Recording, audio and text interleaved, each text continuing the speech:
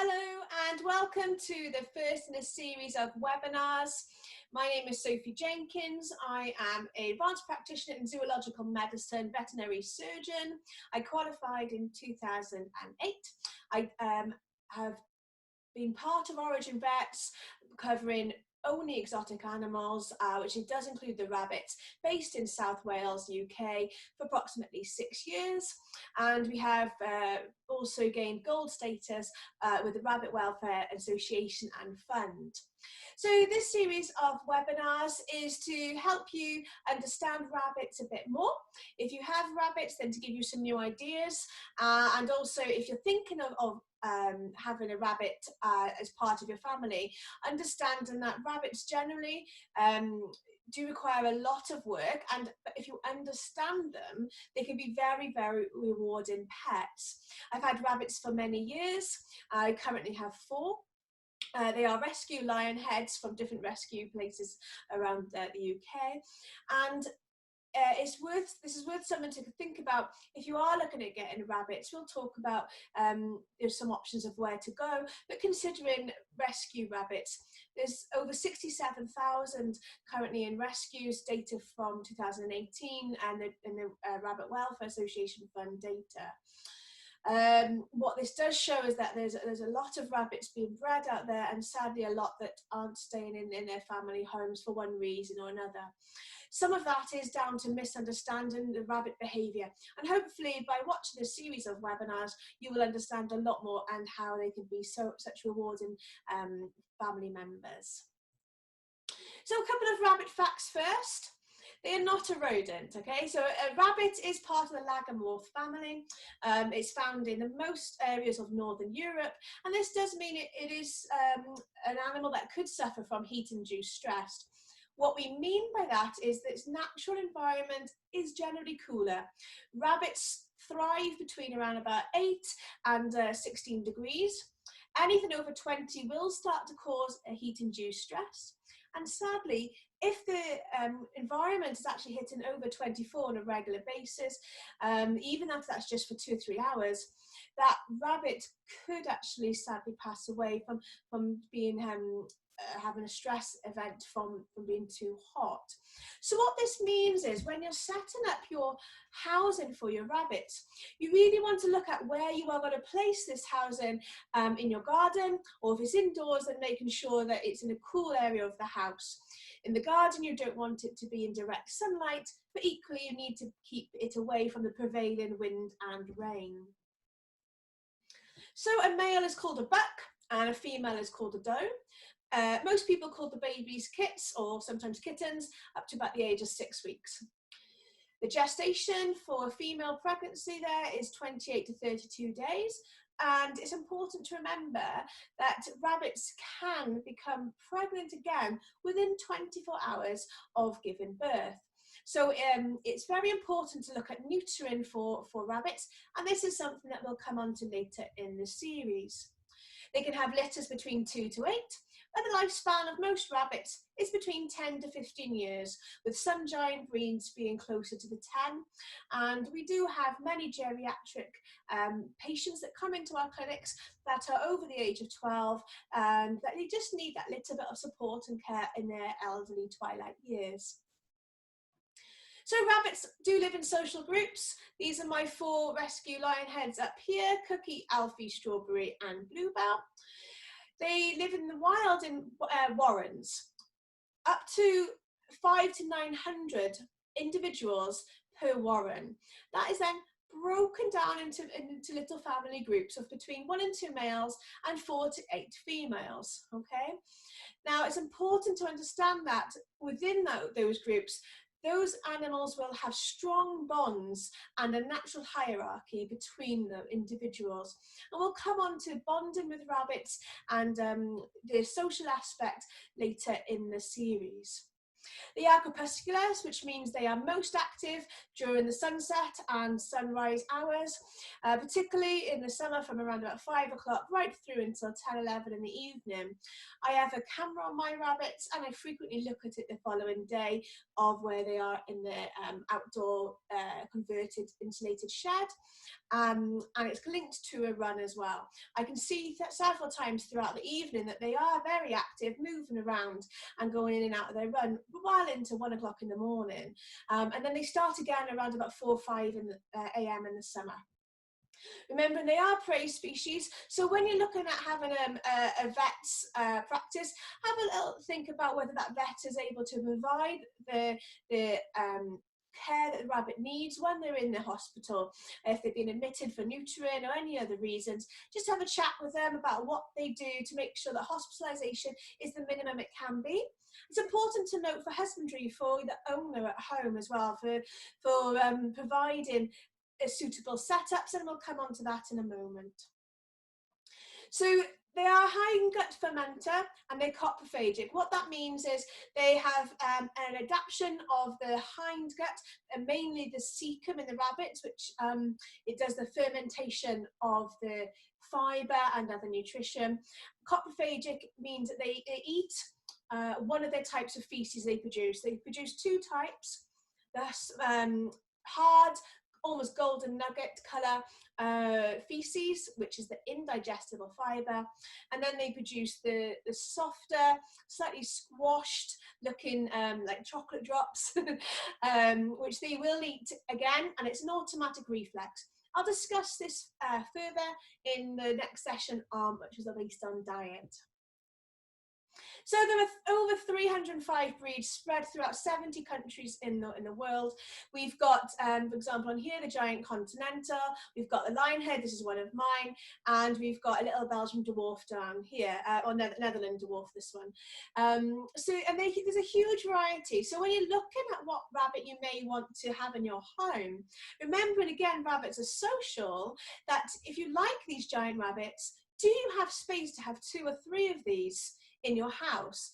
Remembering these guys can easily reach 7 to 10 kilos, whereas your Netherland dwarfs will be between 500 grams and a kilo, and your lionheads, they're more maintenance. They're a small rabbit, but they do require a lot of grooming and care as well. So when we're looking at housing, there's lots of options you can have out there. We have a hutch versus converted sheds and aviaries. Do you have a separate run or an attached run? Do you allow free access in the garden or an indoor cage if they're indoors as well? So what I want to talk about really is the difference. With hutches, you really need to make sure you have an adequate height for the animal to stand up with the ears erect, okay?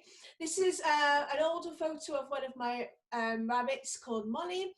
She's a lionhead. She's a small rabbit, around about 1.5 kilos. The ears are slightly down in this photo, but if they were upright, she's full stretch on those back legs, and you can see she's easily reaching up to the 3rd block on a wall, breeze blocks, okay? So they do have quite a length on them when they stand up. What that means is that whether they are in a hutch or the run, they need to be able to stand up at any point should they wish to do so. If you're looking at converting sheds, which is, in my opinion, is one of the better options, then they can be expensive to do, but once they're done, you've got an insulated shed for many, many years. Hutches generally just last a couple of years, whereas a converted shed or converted playhouse will last you a long time. And also things like aviaries. Again, you've got the height in an aviary as well, so you can have a sleeping area within the aviary and a huge run as well. Do you have a separate run? The ideal is that a rabbit should be able to run and exercise at any point that it so wishes to do, and therefore having a hutch separately from a run, so you have to physically pick the rabbit out of the hutch, carry it across the run, is not appropriate way of keeping rabbits. Therefore, we really should go for the attached run. Now, there's lots of companies out there that do them. Runaround.co.uk is an excellent example of how to attach a shed or a hutch or an aviary onto external runs and other options as well. Allowing free access to the garden is a really important point for rabbits to be able to do full binkies and runs at full speed. As much as the space you may give them with actual runs, to get to full speed they do need a lot of space. Of course, you must be careful unless you can cover the whole garden in a mesh to stop cats or birds of prey coming in, then make sure you are out with them at any point they're in the garden when they're not in a secure space. They're never to be left without that security, okay? If they're indoors, then what you're looking for really, again, is the same thing. If you're using an indoor cage, really need to look at, is your rabbit able to stand up full length? I'll show you a couple of examples in a moment of different cages and setups.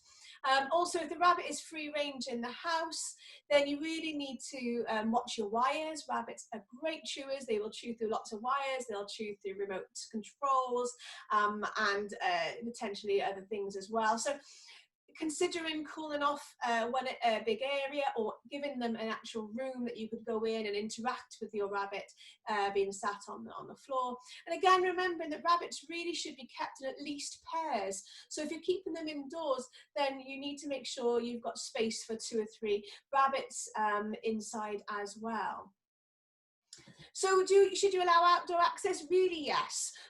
Rabbits will enjoy going outside, they will run around. And again, just remembering the times they're most active. Taking them out at lunchtime is not going to be the best option for them because they're not generally active at that point. Taking them out in the evening or the summer, however, would be a really good time to allow them to enjoy the access whilst being supervised. It's important for vitamin D. The bone is only 9% of the body weight of a rabbit, so very, very low. And in winter, because of the day length, that can actually drop by 20%. However, rabbits are very, very good at absorbing calcium through the guts, okay? So as long as you are providing adequate diet and adequate exercise, your rabbit will thrive regardless of whether it's in summer or winter. So remembering that rabbits do spend a lot of time in their warren. This is a lovely little illustration here, and it just shows that different family groups. You'll have the mums with the kits, you'll have sort of digging tunnels and escape routes, you'll have maybe juvenile groups as well, okay? So they do spend a lot of time in their warrens, and for a pet rabbit, the warren is actually going to be the converted shed or the large hutch or the indoor setup. Remembering, if you're not aware, there is an Animal Welfare Act that was created in 2006 to protect animals' needs. They need to have a suitable environment, which is the place to live. So it needs to be protected, therefore, from the elements such as the heavy wind and rain and direct sunlight. They need to have a suitable diet, and we'll run into the diet aspect of things in the following seminar. They need to be able to exhibit their normal behaviour patterns. So dawn and dusk being the most active times, being able to jump and leap, called binkies, as they go through the different stages of movement throughout the day. They need to be able to lay out and stretch out, and they need to be able to interact potentially with others. And in most rabbits cases, they do need to be housed with another rabbit. They shouldn't really be bonded to things. Cats and dogs, they are, at the end of the day, a rabbit is a prey animal and a cat or a dog is a predator. Some will make good companions, but they really should never be left alone, okay? Which does mean that most rabbits really should be housed with other rabbits that are neutered, and we'll come on to that later in the series. Rabbits also need to be protected from pain and injury and suffering and disease. So this is where you need to ensure that you check your setups on a sort of daily basis, make sure there's no holes developed, and make sure that when you're using things like wiring, that it's strong galvanized steel so that the rabbits aren't likely to pull it, and avoid things like chicken wire as well. They need to be protected then also from access from, for example, foxes in the area, from cats and from birds of prey. Many are still kept in too small a space, and part of that is down to education at the level of the pet shops. Many pet shops will sell too smaller setups, and so part of this webinar series is hopefully to educate people who are looking to purchase rabbits to be part of their family on the best option to do so from the beginning. Too small a space will induce husbandry problems, behavioural problems, and potentially things like obesity and foot issues as well. So onto the rabbits sort of hutch and run area. The Rabbit Welfare Association Fund, the minimum size requirement is 3 meters by 2 meters by 1 meter, which is converted sort of to 10 by 6.5 foot by 3 foot high.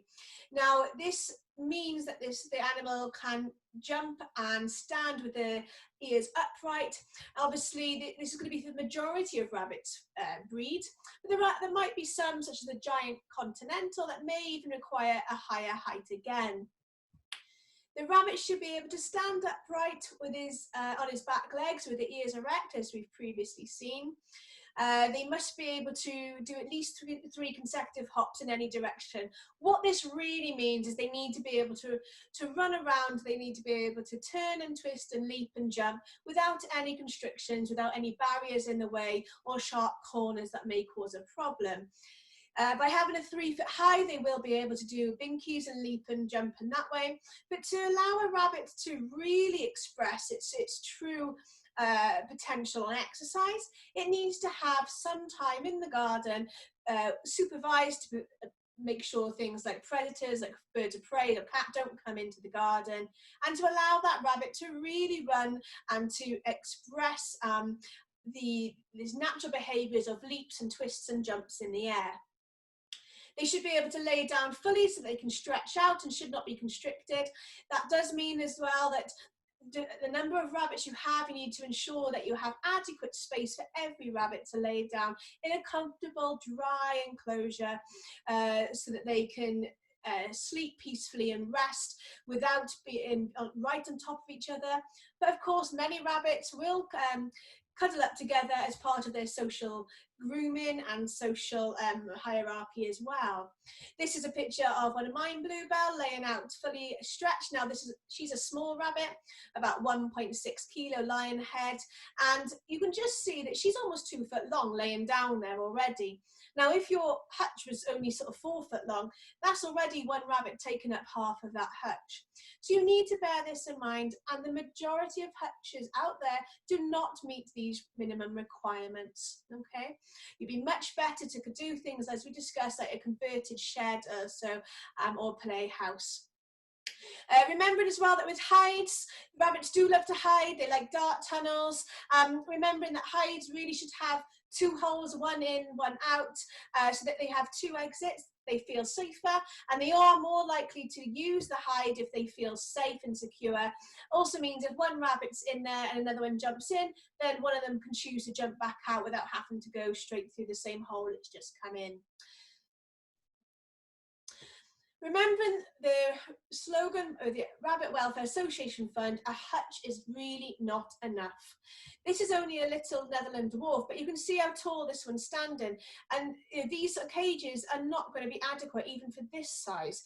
This one I found being sold on an online website, and you can even see that the rust and everything on there. And people are going to pick up these setups and use them if they're not aware of what to use. So really think about it. This sort of material in regards to the caging wiring is just not going to stand up against a fox, okay? This is really too small even for guinea pigs, let alone rabbits going in there as well. And if we look at the indoor setup, these are all sold for rabbits. Now, maybe if you need to do an urgent quarantine, it might be useful to have one, but this is only for literally a day or two. This is just not adequate enough. There's not space to hop in here. This is one little shelf, and the rabbit can barely stand up, and they're even at the full height. You've got wiring on the floor, not good for their feet.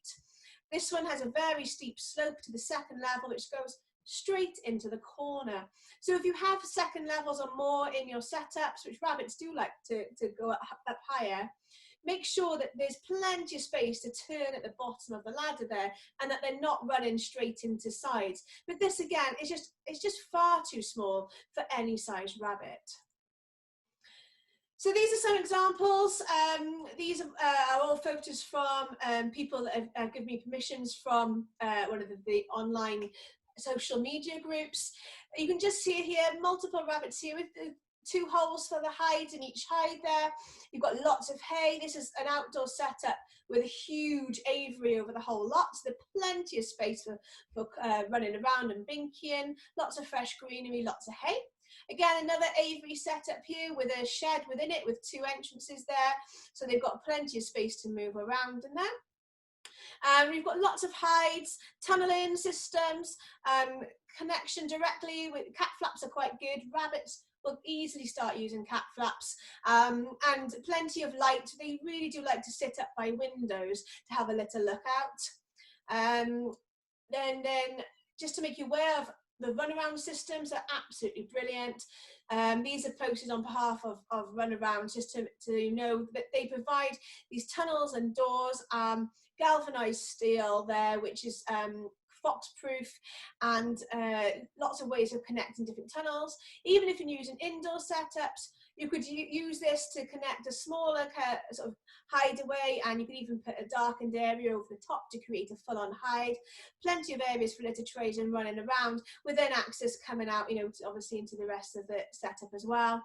Really important to allow rabbits to explore their natural behaviours at any point they so wish.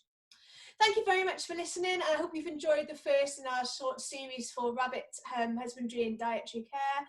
If you'd like to follow us, Origin Vets on Facebook, social media, then that'd be wonderful. There will be more webinars, so look out for the Rabbit and Welfare Association Fund on YouTube. And if you want to see what else we do, then you can look on the www.originvets.org website. Thank you very much for listening, and I look forward to speaking with you in the next series as well.